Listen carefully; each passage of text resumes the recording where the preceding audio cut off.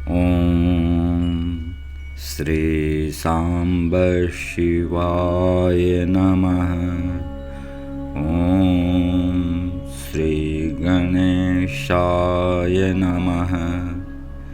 श्री शिव महापुराण पंचमी उमा संहिता अथा प्रथमोध्यायः।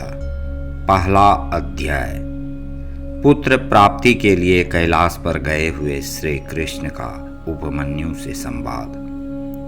यो धत्ते भुवनानि सत्त्वगुणवान् स्रष्टा रजः संश्रयः संहर्ता तमसान्वितो गुणवतीं मायामतीत्यस्थितः सत्यानन्दमनन्तबोधममलं ब्रह्मादिसंज्ञास्पदं नित्यं सत्त्वसमन्वयादधिगतं पूर्णं शिवं धीमहि। जो परमात्मा सत्वगुण से युक्त होकर अर्थात सत्वगुण का आश्रय लेकर 14 भुवनों को धारण करते हैं, रजोगुण का आश्रय लेकर सृष्टि करते हैं, तमोगुण से समन्वित होकर संहार करते हैं एवं त्रिगुणमयी माया से परे होकर स्थित हैं, उन सत्य आनंद स्वरूप अनंत ज्ञान संपन्न निर्मल ब्रह्मा आदि नामों से पुकारे जाने वाले नित्य सत्व गुण के आश्रय से प्राप्त होने वाले तथा अखंड शिव का हम ध्यान करते हैं। ऋषिगण बोले, हे सूत जी, हे महाप्राज्ञ, हे व्यास शिष्य, आपको नमस्कार है। आपने हमें कोटि रुद्र नामक चतुर्थ संहिता सुनाई। अब आप उमा संहिता में विद्यमान विविध आख्यानों से युक्त पार्वती सहित परमात्मा शिव के चरित्र का वर्णन कीजिए। सूत जी बोले, हे शौनकादि महर्षियों, अब आप लोग मंगलमय भोग तथा मोक्ष को देने वाले दिव्य एवं उत्तम शिव के चरित्र को प्रेम पूर्वक सुनिए। किसी समय मुनियों में श्रेष्ठ व्यास जी ने ऐसा ही पवित्र प्रश्न सनत कुमार से पूछा था। तब उन्होंने शिव जी के सुंदर चरित्र का वर्णन किया था। सनत कुमार बोले, हे व्यास जी, महर्षि उपमन्यु ने श्री कृष्ण से जिस शिव चरित्र का वर्णन किया था उसी को मैं कहता हूँ। पूर्व काल में वसुदेव पुत्र श्री कृष्ण पुत्र की कामना से शिवजी की तपस्या करने के लिए शंकरालय कैलाश पर गए। वहां पर्वत के उत्तम शिखर पर मुनि उपमन्यु को तप करते हुए देखकर भक्ति पूर्वक उन्हें प्रणाम करके हाथ जोड़ उनसे वे पूछने लगे। श्री कृष्ण बोले, हे महाप्राज्ञ, हे शैव प्रवर, हे सन्मते, हे उपमन्यु जी, मैं पुत्र प्राप्ति के लिए शंकर जी की तपस्या करने के लिए यहाँ आया हूँ। हे मुने, निरंतर आनंद प्रदान करने वाले शिव महात्म्य को कहिए, जिसे सुनकर मैं भक्ति पूर्वक महेश्वर का उत्तम तप करूं। सनत कुमार बोले, उन बुद्धिमान श्री कृष्ण की यह बात सुनकर महर्षि उपमन्यु प्रसन्न चित्त होकर शिवजी का स्मरण करते हुए कहने लगे। उपमन्यु बोले, हे महाशिव श्री कृष्ण, महेश्वर शिवजी की भक्ति को बढ़ाने वाली जिस उत्तम महिमा को मैंने स्वयं देखा है उसे आप सुनिए। तप में स्थित मैंने शंकर, उनके आयुधों, उनके समस्त परिवार एवं विष्णु आदि देवगणों का प्रत्यक्ष दर्शन किया।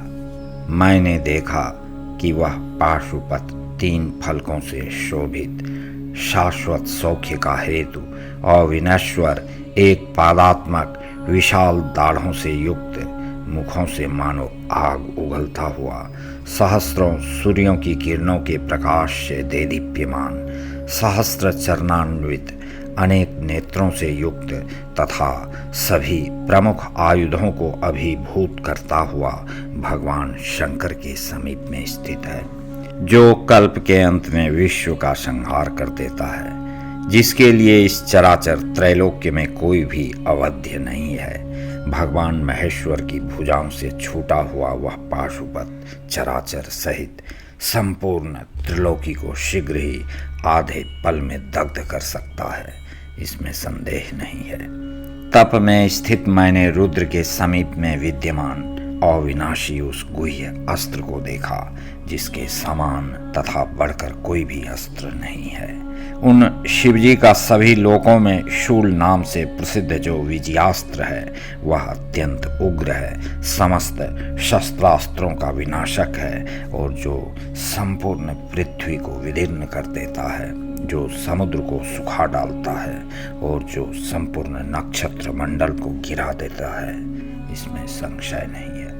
जिसने पूर्व काल में महाबली, चक्रवर्ती, त्रैलोक के विजयी एवं महातेज से संपन्न युवनाश्वपुत्र मानधाता को विनष्ट कर दिया, जिसने परशुराम जी के माध्यम से महाभिमानी है अर्थात कार्तवीर्यार्जुन का संहार करवाया, जिसने युद्ध के लिए स्वयं शत्रुघ्न को आमंत्रित कर अधर्म निरत लवणासुर का विनाश करवाया और उस दैत्य का वध हो जाने पर जो पुनः शिवजी के हाथों में पहुंच गया, वह शूल तीक्ष्ण अग्रभाग वाला तथा घोर भय उत्पन्न करने वाला है। हे श्री कृष्ण, 3 फलकों वाला होने से मानो भौहों को 3 जगह से टेढ़ी कर विरोधियों को डांटता हुआ सा, धूम रहित अग्नि के समान, उदयकालीन सूर्य के समान कांतिमय, सर्प से युक्त होने के कारण पाशधारी यमराज के समान तथा अवर्णनीय वह त्रिशूल भगवान शंकर के समीप स्थित था। इसी प्रकार सर्प आदि से विभूषित तीक्ष्ण धार वाला तथा प्रलयकालीन अग्नि के समान स्वरूपवान वह परशु भी साक्षात पुरुष देह धारण कर शिवजी के निकट उपस्थित था, जिसने भृगुवंशी परशुराम के क्षत्रिय शत्रुओं का युद्ध में संहार किया था। शिवजी के द्वारा प्रदत्त उसी परशु के सामर्थ्य का आश्रय लेकर प्राचीन काल में परशुराम जी उत्साह पूर्वक 21 बार क्षत्रिय समूह को भस्म कर सके थे।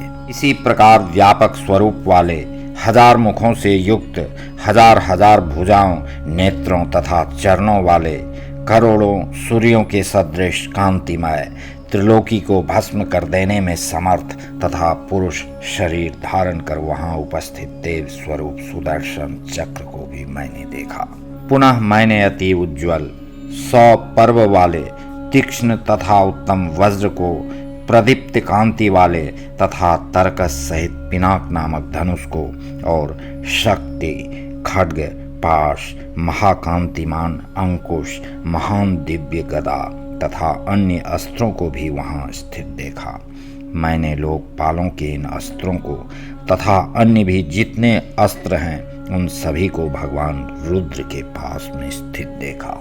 लोक पितामह ब्रह्मा हंस से युक्त तथा इच्छानुसार चलने वाले दिव्य विमान पर आरूढ़ होकर उन प्रभु के दाहिनी ओर विराजमान थे और शंख, चक्र तथा गदा धारण किए भगवान नारायण गरुड़ पर विराजमान होकर उनके वाम भाग में स्थित थे। स्वयंभुव आदि मनु, भृगु आदि ऋषि एवं इंद्र आदि समस्त देवता भी उनके साथ आए थे।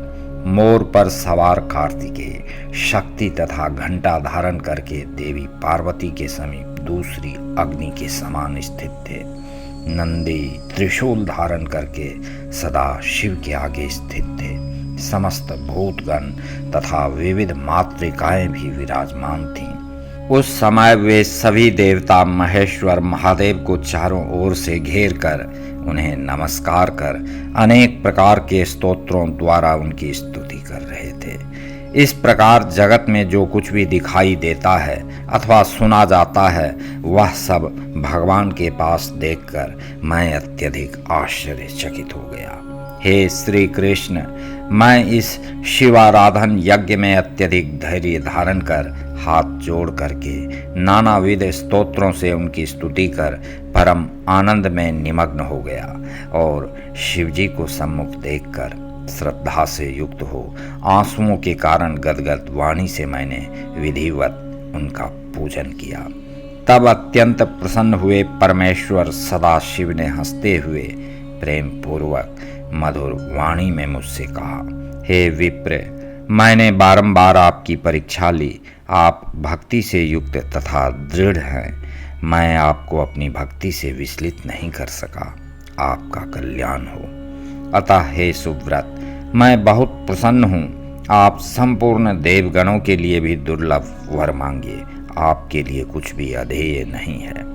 तब शिवजी के उस प्रेम युक्त वचन को सुनकर हाथ जोड़कर वह अर्थात मैं भक्तों पर कृपा करने वाले उन प्रभु से कहने लगा। उपमन्यु बोले, हे भगवान, यदि आप मुझसे संतुष्ट हैं और यदि आप में मेरी दृढ़ भक्ति है तो उस सत्य से मुझे त्रिकालज्ञता प्राप्त हो जाए। आप मुझको अपने प्रति दृढ़ अनन्य भक्ति प्रदान करें। मुझे तथा मेरे वंशजों को पर्याप्त दूध भात नित्य प्राप्त होता रहे। हे विभो, मुझे इस आश्रम में आपका नित्य सान्निध्य प्राप्त हो और आपके भक्तों में मेरी परस्पर मित्रता सदा बनी रहे तथा अन्य लोगों के प्रति उदासीनता रहे। हे यदु श्रेष्ठ, मेरे द्वारा इस प्रकार कहे जाने पर उन परमेश्वर सदा शिव ने हंसकर कृपा दृष्टि से मेरी ओर देखकर शीघ्र ही कहा। श्री शिवजी बोले, हे उपमन्यो, हे मुने, हे तात, आप जरा मरण जन्य दोषों से मुक्त रहेंगे और आपकी सारी कामनाएं पूर्ण होंगी। आप संपूर्ण मुनियों के पूजनीय यश तथा धन से परिपूर्ण होंगे और मेरी प्रसन्नता से पद पद पर आपको शील, रूप, गुण तथा ऐश्वर्य की प्राप्ति होती रहेगी। हे मुने, तुम जहाँ जहाँ जाओगे वहाँ पयो राशि भूत क्षीर सागर का सानिध्य आपको सदा प्राप्त होता रहेगा। जब तक वैवस्वत मनु का यह कल्प समाप्त नहीं होगा तब तक आप अपने बंधुओं के साथ इस अमृतात्मक क्षीर सागर का दर्शन प्राप्त करते रहेंगे। हे महामुने, मेरी कृपा से आपका वंश सदा अक्षय रहेगा और मैं आपके इस आश्रम में सदैव निवास करूंगा। हे वत्स, मेरी भक्ति आप में सदा स्थिर रहेगी और आपके द्वारा स्मरण किए जाने पर मैं निरंतर दर्शन देता रहूंगा। हे वत्स, आप सब प्रकार से मेरे प्रिय हैं। आप इच्छानुसार सुख पूर्वक रहें। किसी प्रकार की उत्कंठा मत कीजिए। आपके सारे चिंतित मनोरथ पूर्ण हो जाएंगे, इसमें संशय नहीं है। उपमन्यु बोले, ऐसा कहकर करोड़ों सूर्यों के समान देदीप्यमान वे भगवान महेश्वर वर प्रदान कर वहीं अंतर्धान हो गए। हे श्री कृष्ण, इस प्रकार मैंने भोग एवं मोक्ष देने वाले भगवान सदा शिव को सपरिवार देखा। हे देव देव, उन महाबुद्धिमान परमेश्वर सदा शिव ने मुझसे जो कहा था वह सब उनके ध्यान के द्वारा मैंने प्राप्त किया। आप अपने समक्ष उपस्थित हुए गंधर्वों, अप्सराओं, ऋषियों, विद्याधरों एवं सिद्धों को देखिए। आप चिकने पत्तों वाले, सुगंधित, सभी ऋतुओं में फूलने वाले तथा सर्वदा पुष्प फल से युक्त इन मनोरम वृक्षों को देखिए। हे महाबाहो, अनेक पदार्थों से संयुक्त यह समस्त विश्व ही देव देव महात्मा शंकर की कृपा से उत्पन्न हुआ है। मुझे तो सदा शिव की कृपा से संपूर्ण ज्ञान है। मैं भूत, भविष्य एवं वर्तमान सभी को यथार्थ रूप में जानता हूँ। इंद्र आदि देवगण भी जिन्हें बिना आराधना के नहीं देख सकते, उन महेश्वर देव का मैंने दर्शन कर लिया। अतः मुझसे अधिक धन्य कौन हो सकता है। 26वें तत्व के रूप में प्रसिद्ध जो सनातन परम तत्व है, विद्वान लोग उसी महान परम अक्षर ब्रह्म का ध्यान करते हैं। वे भगवान सदा शिव ही सभी तत्वों के विधान को जानने वाले एवं सभी तत्वों के अर्थों के दृष्टा और प्रधान पुरुषेश्वर हैं। उन परमेश्वर ने संसार रचना के कारण भूत ब्रह्मा को अपने दक्षिण पार्श्व से तथा लोक की रक्षा के लिए विष्णु को अपने बाएं भाग से उत्पन्न किया है। प्रभु सदा शिव ने ही कल्पांत के प्राप्त होने पर सृष्टि के विनाश के लिए अपने हृदय से रुद्र की रचना की और उनको माध्यम बनाकर उन्होंने संपूर्ण चराचर संसार का संहार किया। वे ही महादेव युग के अंत में संवर्तक अग्नि के समान काल बनकर सभी प्राणियों का भक्षण करते हुए स्थित रहते हैं। वे प्रभु सर्वज्ञ, सर्वभूतात्मा, सभी प्राणियों को उत्पन्न करने वाले, सर्वव्यापक एवं सभी देवगणों के दर्शनीय हैं। इसलिए हे श्री कृष्ण, आप पुत्र प्राप्ति के लिए शिव की आराधना करें। वे भक्त वत्सल शिव आप पर शीघ्र ही प्रसन्न होंगे।